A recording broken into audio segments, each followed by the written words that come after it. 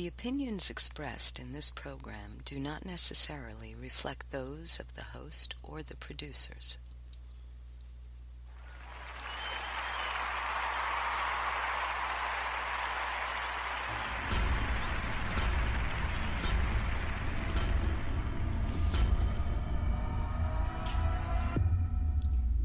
This is not a test. You are listening to Universal Connection Radio, where everyone is on the same frequency. I'm your host and producer, Roxanne Lynch-Sartori. I'm a hypnotist, master life coach, law of attraction practitioner, neurolinguistic practitioner, master Reiki healer, and author of 2 books, How You Think Is Where You Sit, and 12, The Stars Align, co-written with Frank Bennett. UCR is where I like to bring all my experiences and the experiences of others together, merging onto the same frequency, and that frequency is universal connection. For those of you interested, we have a Tumblr, a blog, and a Facebook, all of the same name, Universal Connection Radio. And this is where you can stay up to date on our guests and or just connect to the universal connection. Thanks for listening. Hope you enjoy the show. Today's show is entitled The Voice of Love. It's our second episode here on UCR Radio. And today's guest, our special guest, I should say, is Debra Clemente, artist and author of Listen Hear. So how are you today, Debra? I'm wonderful. I'm really glad to have this opportunity to have a conversation like this. Oh, and I'm happy to have you here. I appreciate you taking your time to come and speak with us and all the listeners, of course, and just give us some insight.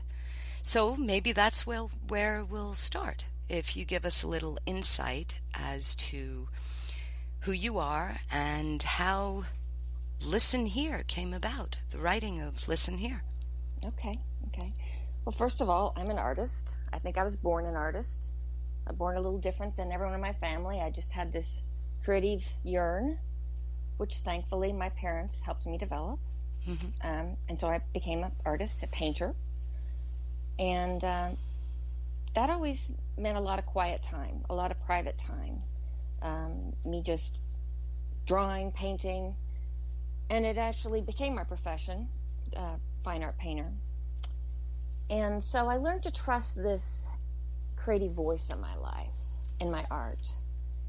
And it evolved into trusting it in my whole life. Basically, my art became very joyful. Someone described it as Zen, and at that time I didn't know what Zen meant, but when I found out kind of what that meant, I'm like, I want my whole life to be that. Mm-hmm. And that I made that silent intention, not even knowing what an intention was at that time. But so my art evolved, being more and more vibrant, more and more from my mind or my heart than photo reference or exactly what you might call photorealistic. Mm-hmm. Into more works of my mind or maybe my heart. And as that time, my painting titles changed too. I didn't say sunset and in the morning. They became like one of the first ones, like enlightenment. Didn't know what that meant, but you look didn't at the bright know. Side. Well, no, I really had not even heard of the term enlightenment. Oh, wow! I didn't. So I was not a study, trying to find these things. Mm-hmm. Words just came to me. Actually, I would do the whole painting and naming. I didn't want to make it work. I would just stand in front of the painting. First word that came to me, I wrote it down because I was a very prolific painter. I didn't want to make it a mind thing, and they were fun. I was like, "Wow, that's funny. That's cute," Mm-hmm. And those names, I didn't question it. Didn't really read any big backstory to it. But along the way, they just started popping in my mind more and more, and I thought, well, I don't want to have to stand there in front of these paintings. I just started writing them down. I made a game out of it. Okay. I called the game painting titles. And I would set my notebook down and another one would come. And I'm like, yeah, okay. But I write it down. And I just got my mind out of it. And it just was it was just fun for me. And they were just phrases, words. Mm-hmm. So it all began with your art. It began with my art. It began with my art. I didn't know what I was going to do with it. I thought at that time, well, maybe I'm supposed to have the words and then paint, which I have not yet to do. But it actually evolved into a whole other thing. You asked me earlier, you said you were going to ask me about my aha moment, and that really has made me think. And I want to share this. This is as the period I was writing I call my painting titles. I was washing the dishes one morning, and it's always when I'm just doing these normal things, these thoughts come to me. And the thought was James the Lesser. And I'm like, what? I don't even know. I'd never heard that before. James the Lesser. I thought it was with Jesus, but Okay. Anyway, so at that end, I had this other calling right then, and it was a kind of a little morning duty I had, and you might know what that means. And on the way, I grabbed a devotional a friend had given me, and I just plopped it open, and there was the title, James the Lesser. Interesting. Of this, and that was like, if you ask a aha moment, that's an aha moment. Like, you need to pay attention. Yes. Be aware. You need to pay attention. Start paying attention, because these aren't just random things coming to you. There's some kind of, there's a bigger story here. And so I really didn't even get what the devotional was about. It didn't really mean anything to me. Later on, I went back and realized that the message of the devotional was to just be present. Listen, like be present. The disciples were present with Jesus. They weren't talking all the time. Mm-hmm. They were present. They were listening. Okay. So I think that is a deeper meaning that I didn't get at the time. So basically, I think that was where it kick-started, like, I really need to pay attention. And I became more diligent in recording the thoughts that came to me randomly. And they started flowing out to deeper and deeper wisdom. Hence the journals. Which began like in 2009. And in 2011, all the writings from that year became Listen Here, a Divine Love Story. Okay. Very interesting. Mm-hmm. So you mention voices. You have two different voices you've mentioned to me, Debra, in your head? Well, I'm not talking... Well, go ahead. I don't want to make you sound insane. I get... I'm saying you have two different voices in your head that you hear, and you can differentiate between them. Well, yeah, I guess it's called the voice of ego and the voice of love. One is about me and my little world, and the other has no trace of ego in it. Okay. And the most of my writings in this book are of the voice with no ego. Okay. This voice that has this amazing wisdom. And so I'm starting to claim this wisdom, but yet I feel like it comes to me as a surprise. I have a thought in my head. I'm wondering. I'm in a state of wonder constantly. And so I just have this wonder in my head, and then this amazing wisdom for the moment. What I need in that moment comes to me, and I write it down. I take really good notes. That's what I feel like I am. I just take good notes. And so... So I have to differentiate that. But sometimes I'll claim it. But basically, so what I'm saying, two voices. I have the voice of wisdom or the voice of love in like italics. And I've indented it a bit. So people can see there's two things going on in my head. And so I might just wonder something, or I might be in a state of really despair at the moment and cry out. And the next moment, I'm writing this comforting thing, and peace washes over me, and I'm like, whoa, Wow. It's actually very it's nearly as if I'm not going to say that it's not the voice of God, but it is as if you have this knowledge within you which would make you one with God, which I believe we all are. Yes, I spent this whole book, and I still am. I'm not going to say that this is God speaking to me. I'm going to let, if somebody wants to read the book, them make their own determination. Mm-hmm. I feel it's a comforting voice, a guiding voice. I feel it is a message from God. Okay. And some people say, well, it's angels that give messages. Okay, well, then it's a messenger. I don't know how all that works. Just like we don't know how this Skype thing works, Yeah. but We here do we it are, anyway. right? We're But here doing we it. are. So that's the way it is for me. I wrote it down. I didn't get my mind involved. And so I didn't edit anything. And I didn't even read through it. Mm-hmm. And along the way, I asked several times, is this a book? Am I writing a book? Amazing. And if I thought I was, I'd freak out. But anyway, so all this came to me, and I kept feeling that this was worth sharing. If nothing else, it's just someone else to say, oh, yeah, I hear this. I should pay closer attention, Mm-hmm. Because I feel it is information for the moment.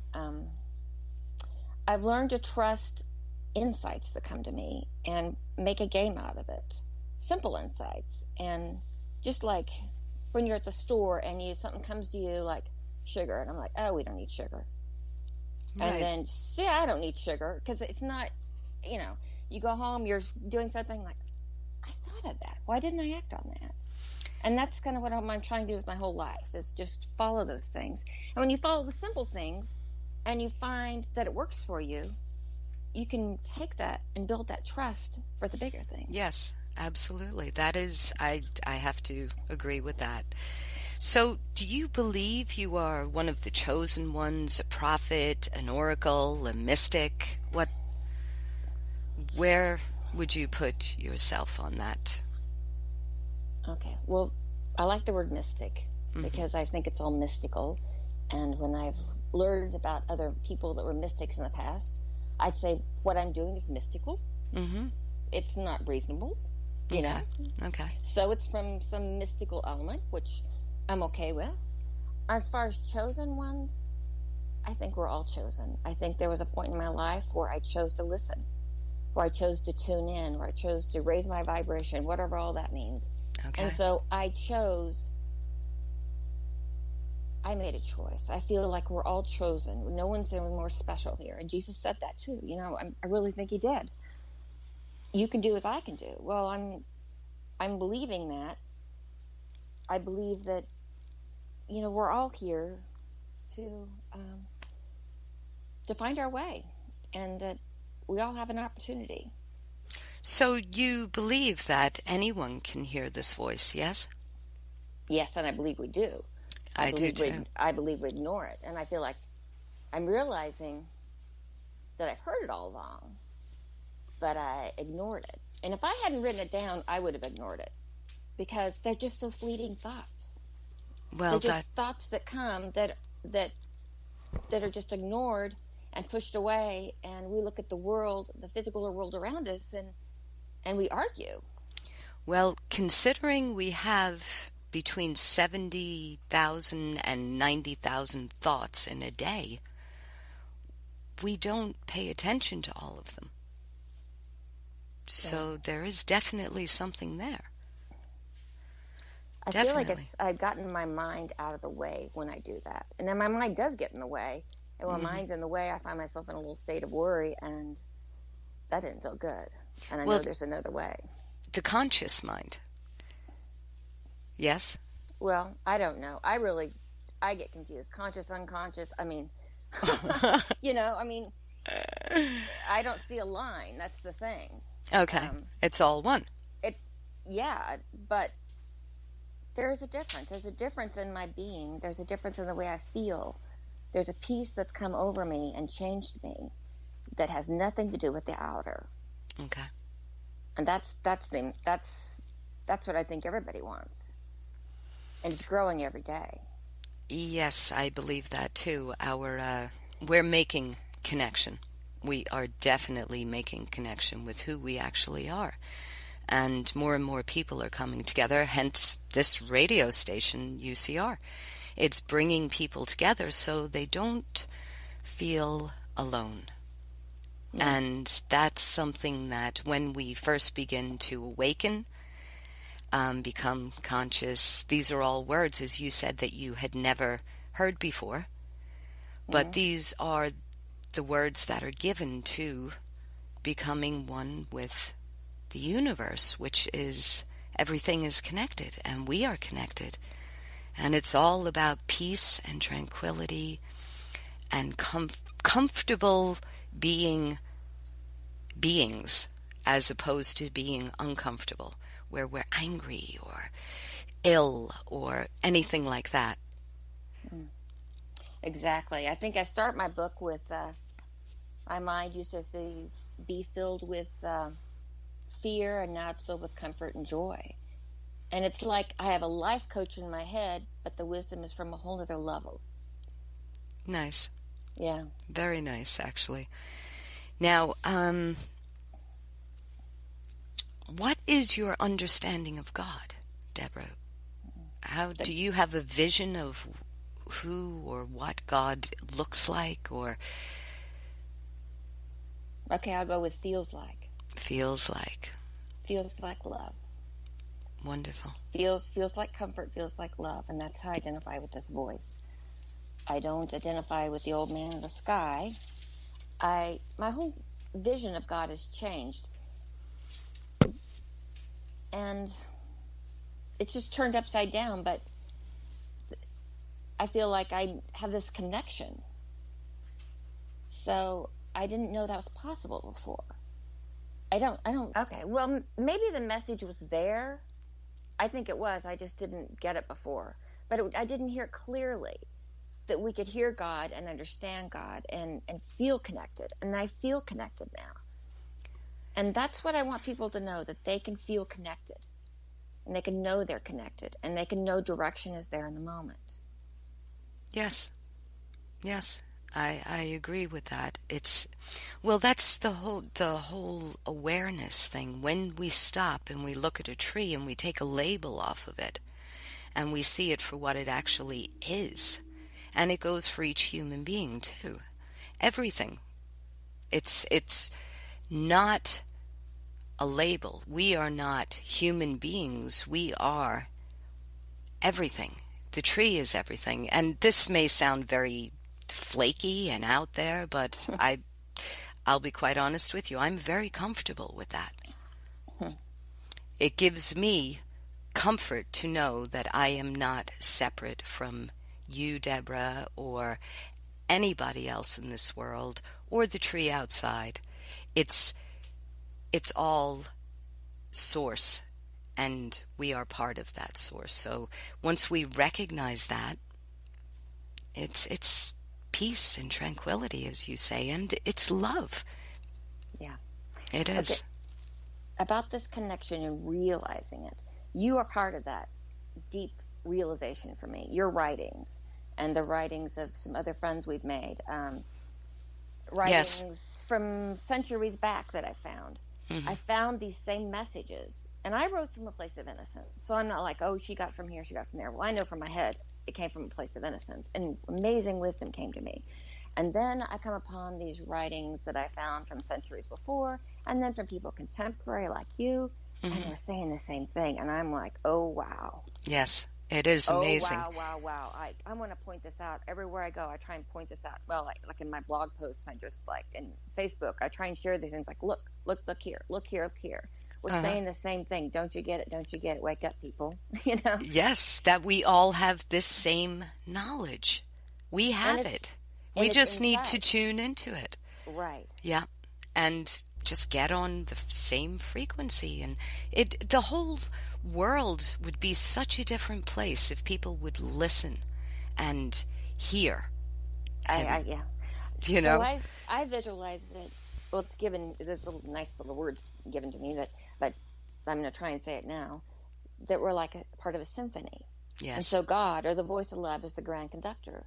And when we tune in, everything's in perfect harmony. And we're not, what could be a clamor of these sounds that we make becomes beautiful music. When we all know our special part to play, and these wonderful synchronicities happen. Yes. And sometimes it's about rest. Because in music, there's rest, and you wait for the conductor to just wave his hand, and you know when it's your time. And we don't see this whole big thing. You look at the symphony, the people there, they're not looking at each other and seeing what somebody else is doing.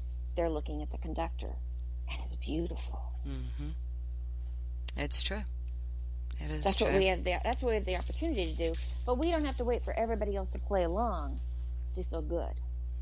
No, we don't. You can be a soloist. Well, there's other people playing along too. We might not hear them right now. What I'm saying is, our joy doesn't have to be dependent upon everything in the world looking perfect. Mm-hmm. But as we work on that inner feeling, it comes out more, and I think then our outer world will be a happier place. Yes. Now, do you have any specific religion or belief in religion? You mentioned Jesus, so I'm Christian. I've grown up in Christian churches. Mm-hmm. I just feel like that's just not a good enough. It's just too defining for me. And I asked God one time, like, what is, these words don't define me anymore. And who do I say I am? And what I heard was, you're a child of God. You know the Father. Mm-hmm. And what do I say my book is about? It's like the wisdom that's opened up to you as you've opened up to my love. And that's as simple as I can say it. And that's beautiful, actually. Very beautiful. I like that.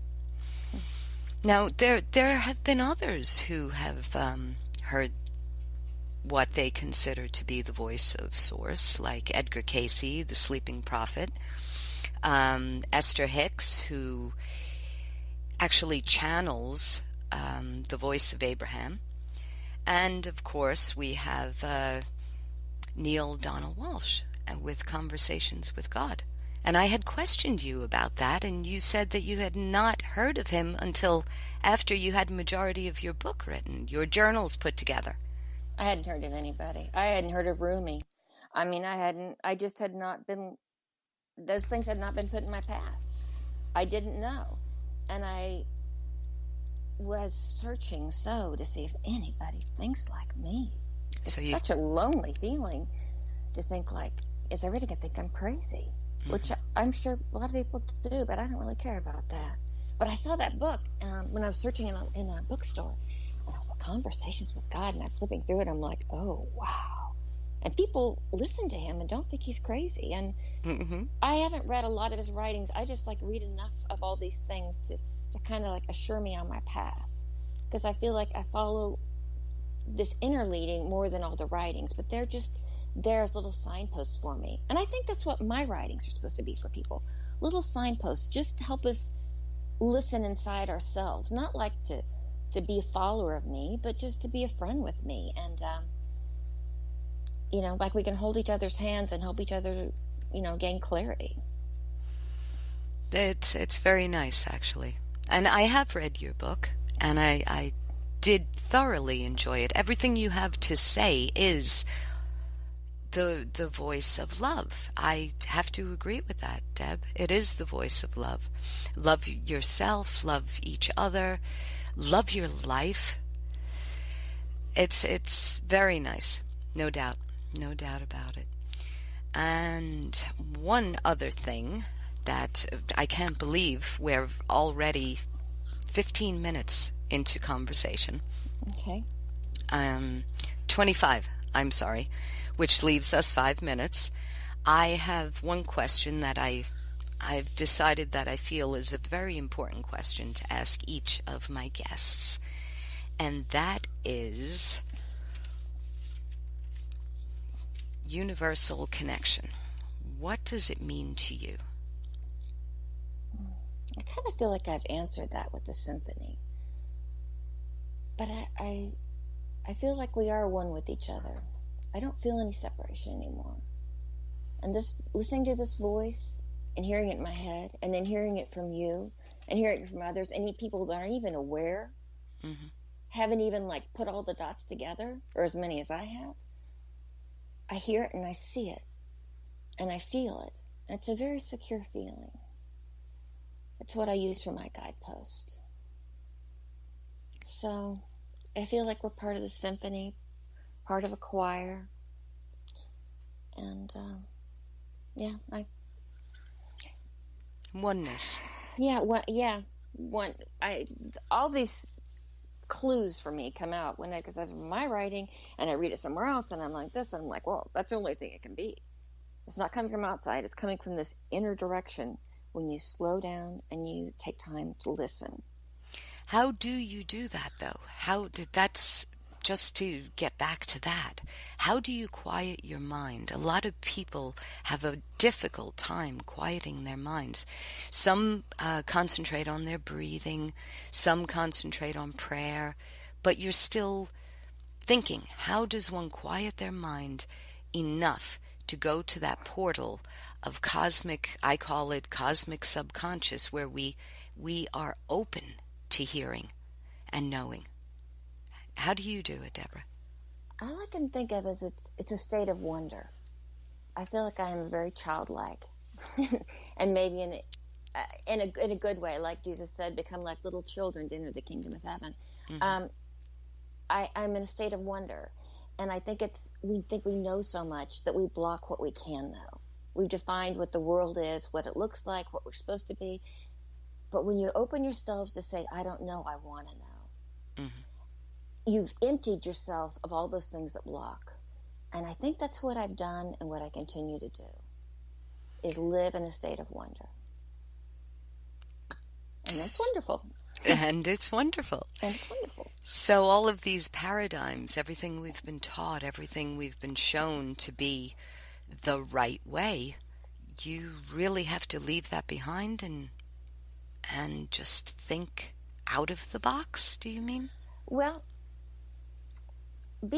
I've been willing to question things. Mm-hmm. And so many people aren't willing to question things. And actually, yeah, I mean, I've opened myself to, I wonder if there's another way. I wonder. And I think so many people just say, this is the way it is. I'm afraid to go there. They won't even allow themselves to think differently. And the fact that even what I'm saying, what I do, and what I've written, they won't even go there. Mm-hmm. I've never meditated as people meditate. One time I tried. I mean, a long time ago I tried, and things started coming to me, and I was like, oh, no, I'm not supposed to do that. No, don't go there. Mm-hmm. You felt pressured. Oh, I felt like that's wrong to do. Something, And so really, I think that's a message we've been given. So I feel like this kind of came in sneakily to me. Yeah. And that I came in trusting. And so, call me crazy. I don't care. It feels real good, and I want people to know that you're not alone. Well, before we go, if you would, share your book, where it's available, your paintings, what sites people can go to look at them. Okay? Okay. So my book is titled Listen, Hear, A Divine Love Story. My name is Debra Clemente, and my website is debraclemente.com. And there you can find my art and links to my writings, a link to purchase my book, and much, much more. Wonderful. Thank you so much for coming on, Debra. It's been lovely. I've enjoyed it, too. Thank you so much. Hopefully we can do this again. I'd love it. There's a lot more to say. Thank you. Okay. Bye. Bye-bye. Well, there you heard Debra Clemente on UCR. Thank you so much for tuning in. Next week we'll have another guest. And stay tuned on the frequency. Stay tuned to the frequency. There you go. Bye-bye.